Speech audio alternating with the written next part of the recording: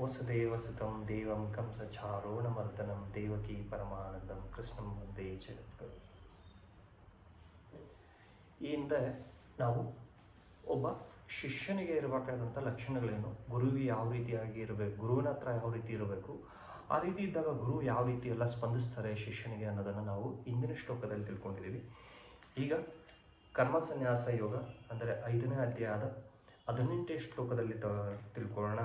18ನೇ ಶ್ಲೋಕದಲ್ಲಿ ಶ್ರೀಕೃಷ್ಣ ಪರಮಾತ್ಮ ಈ ರೀತಿ ಹೇಳ್ತಾರೆ: ವಿದ್ಯಾ ವಿನಯ ಸಂಪನ್ನೆ ಬ್ರಾಹ್ಮಣೇ ಗವಿ ಅಸ್ತಿನಿ ಶುನಿಚೈವ ಶುಪಾಕೆ ಚ ಪಂಡಿತ ಸಮದರ್ಶಿನಃ ಅಂತ ಹೇಳ್ತಾರೆ. ಅಂದರೆ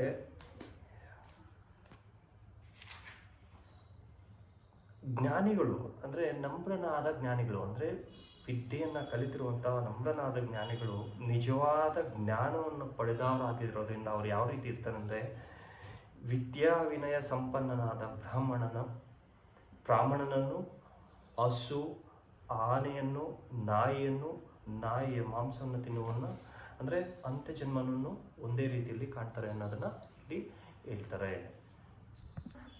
ಅಂದರೆ ಇದರ ಭಾವಾರ್ಥ ಏನಂತಂದರೆ, ಕೃಷ್ಣ ಪ್ರಜ್ಞೆ ಇರುವ ಮನುಷ್ಯ ಏನು ಅಂತಂದರೆ, ಅವನು ಯಾರನ್ನು ಬೇರೆ ಬೇರೆ ಮಾಡೋದಿಲ್ಲ, ಅಂದರೆ ಬೇರೆ ಬೇರೆಯಾಗಿ ಕಾಣೋದಿಲ್ಲ.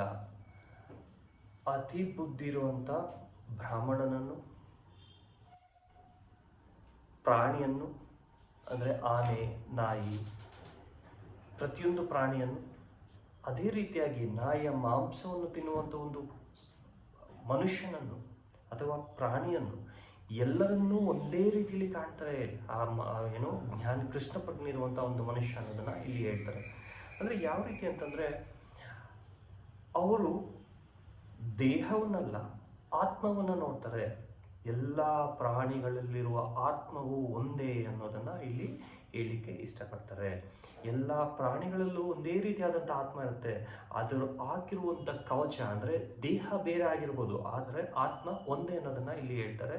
ಮತ್ತು ಇನ್ನಷ್ಟು ಮುಂದೆ ಆದಂಗೆ ಅವ್ರು ಹೇಳ್ತಾರೆ, ಭಗವಂತ ದೇಹಗಳು ಐಹಿಕ ಪ್ರಕೃತಿಯ ಬೇರೆ ಬೇರೆ ಗುಣಗಳಿಂದ ಜಡ ವಸ್ತುವಿನ ಉತ್ಪನ್ನಗಳು. ಅಂದರೆ ಬೇರೆ ಬೇರೆ ಅಂದರೆ ಐಹಿಕ ಪ್ರಪಂಚದ ಎಕ್ಸ್ಟರ್ನಲ್ ವರ್ಲ್ಡ್ ಏನಿದೆ, ಈ ಮೆಟೀರಿಯಲಿಸ್ಟಿಕ್ ವರ್ಲ್ಡ್ ಇದೆ, ಅದರಿಂದ ಅವರು ಬೇರೆ ಬೇರೆ ಕವಚಗಳನ್ನು ಹೊಂದಿರ್ತಾರೆ ಹೊರತು, ಆದರೆ ಆ ದೇಹಕ್ಕಿರುವ ಆತ್ಮ ಒಂದೇ ಆಗಿರುತ್ತೆ, ಅದರಲ್ಲಿರುವ ಪರಮಾತ್ಮ ಒಬ್ಬನೇ ಆಗಿರ್ತಾನೆ ಅನ್ನೋದನ್ನು ಇಲ್ಲಿ ಹೇಳ್ತಾರೆ.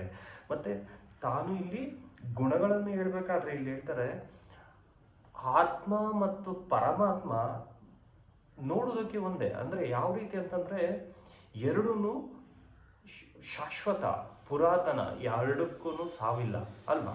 ಆದರೆ ಅದು ಬೇರೆ ಬೇರೆ ಗುಣಗಳೊಂದಿರುತ್ತೆ. ಯಾವ ರೀತಿ ಚಿಕ್ಕ ಗುಣಗಳೊಂದಿರುತ್ತೆ ಅಂತಂದರೆ, ಆತ್ಮ ಅನ್ನೋದು ಒಂದೇ ದೇಹಕ್ಕೆ ಸೀಮಿತವಾಗಿರುತ್ತೆ, ಆ ಒಂದೇ ದೇಹದ ಬಗ್ಗೆ ಪ್ರಜ್ಞೆ ಇರುತ್ತೆ. ಆದರೆ ಪರಮಾತ್ಮ ಎಲ್ಲ ದೇಹದಲ್ಲೂ ಇರ್ತಾರೆ, ಎಲ್ಲ ಆತ್ಮದಲ್ಲೂ ಪರಮಾತ್ಮ ಇರ್ತಾನೆ. ಆ ಪರಮಾತ್ಮ ಎಲ್ಲ ದೇಹದ ಮೇಲೇನೂ ತನ್ನ ಹಿಡಿತವನ್ನು ಇಟ್ಟಿರ್ತಾನೆ. ಎಲ್ಲ ದೇಹದಲ್ಲೂ ಎಲ್ಲ ಆತ್ಮದಲ್ಲೂ ಪರಮಾತ್ಮ ವಾಸಿಸ್ತಾನೆ ಅನ್ನೋದನ್ನು ಇಲ್ಲಿ ಹೇಳ್ತಾರೆ. ಮತ್ತು ಎಲ್ಲ ದೇಹದ ಪ್ರಜ್ಞೆಗಳಿರುತ್ತೆ, ಅದರ ವ್ಯತ್ಯಾಸ ಮಾಡದೆ ಎಲ್ಲ ಶರೀರಗಳಲ್ಲೂ ಇರ್ತಾನೆ ಪರಮಾತ್ಮ.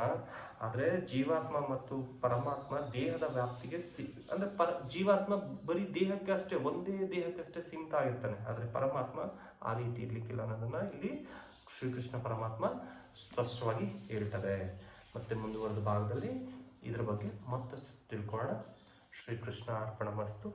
ಹರಿ ಓಂ ತತ್ಸತ್.